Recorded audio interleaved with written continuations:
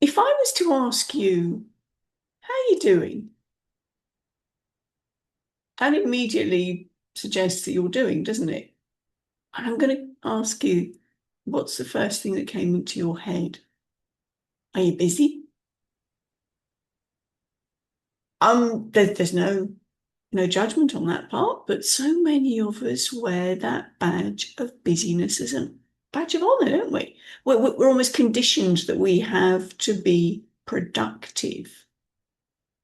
Now, if you caught last week's video about freezing, procrastination and freezing, I'm building on that this week. And the reason I'm honing in on that word busy is because of a little bit of experience. Growing up, I came from a family who were in the corporate sphere. My parents were both employed, and I didn't have anybody apart from one uncle who was an entrepreneur. He was an insurance broker. And my only experience of him was him wandering around his front room, aka office, puffing on his pipe, going, got a lot of work to do, got a lot of work to do, got a lot of work to do. And I never saw him actually doing anything. So in my mind, busy was productive, even although it didn't look like it.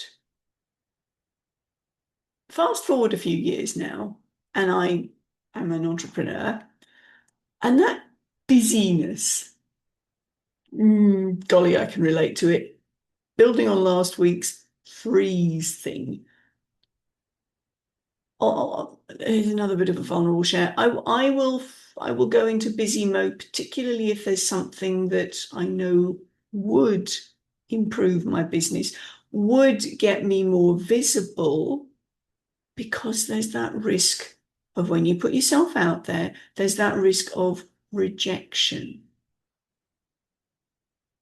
If you had a rejection experience growing up, particularly around communication, you said something that was out of place. Maybe you were of the generation that were told out of sight, out of mind, children should be seen and not heard. Any of those wonderful things that we were told, you're too big, you're too much, you're too loud, you're too quiet, you're too this, you're too that. And we learnt to shrink and play small. Didn't want to be visible. Does any of this sound familiar? This is where that procrastination, that freeze from genuine productivity can go out the window. But in order for your nervous system to feel there's some control, it doesn't want to be that out of control feeling. That's when we flip over into the busyness. At least you're doing something. You got to do to be productive, to be a useful member of society. All this conditioning, or is it just me? Please help me out here. Am I alone in this? My thing that I mentioned last week, when I'm feeling threatened, I don't feel safe. I feel as though I'm going to be vulnerable. I feel as though I'm going to be exposed with the potential risk of rejection. That's when what I really know when I'm doing that is when I start cleaning. I mentioned last week that I'm not somebody who enjoys cleaning. I do it out of necessity, and usually when I know somebody's coming around. Oh, golly, the vulnerability shares right now. I'm sharing this with you so that you can see my examples of my busyness. I know that if I'm attacking the skirting boards with a scrubbing brush, then, okay, Wendy, stop. What is it you're avoiding?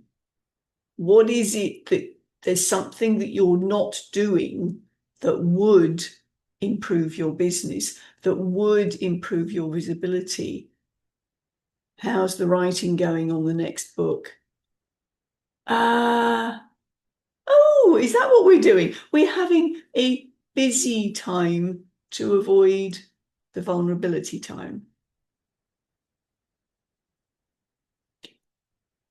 I mentioned a couple of weeks ago that I have an itty bitty shitty committee on my shoulder, the one that's really critical.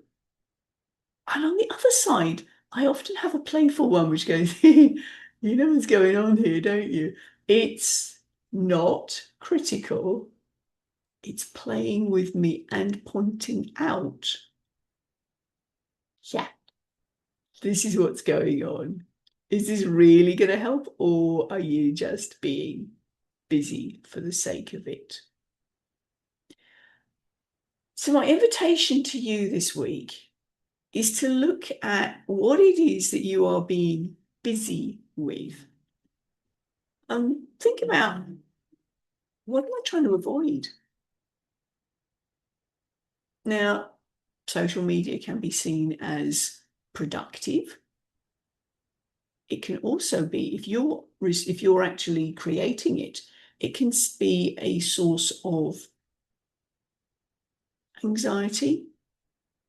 Potentially, you're exposing yourself to rejection. And the more you have something unique, potentially contentious to say, the more that is a very real risk. You remember, nervous system's going, been there, done that, don't want to go there again. But that was you much younger. You have grown tremendously. You have been through that grotty stuff that has now given you the ideas for your business. And that's what people want to know about. So, yeah, where are you being busy? What is it? What are your telltale activities that say, I'm avoiding something? It could be doom scrolling when you're on the receiving end. You see, the thing is, when you are busy, you don't actually give yourself enough time to be creative. Don't know about you, but I get some lovely ideas when I'm in the shower. Can't do anything with them. But that's when the ideas kind of drop in because I'm not doing anything. I'm enjoying that moment of me time. When you release the tension, release the busyness, that's when those ideas can percolate to the surface. So, yeah, this week, think about what you're doing, your busy work that's avoiding the important work. If you'd like to explore that a bit more with me, let's jump on a chat, let's jump on a call, just brainstorm, and then see where your book is coming up from there. But yeah, what are you being busy about? What are you avoiding? No judgment here. You should check my skirting boards. Have a great week. Bye from me.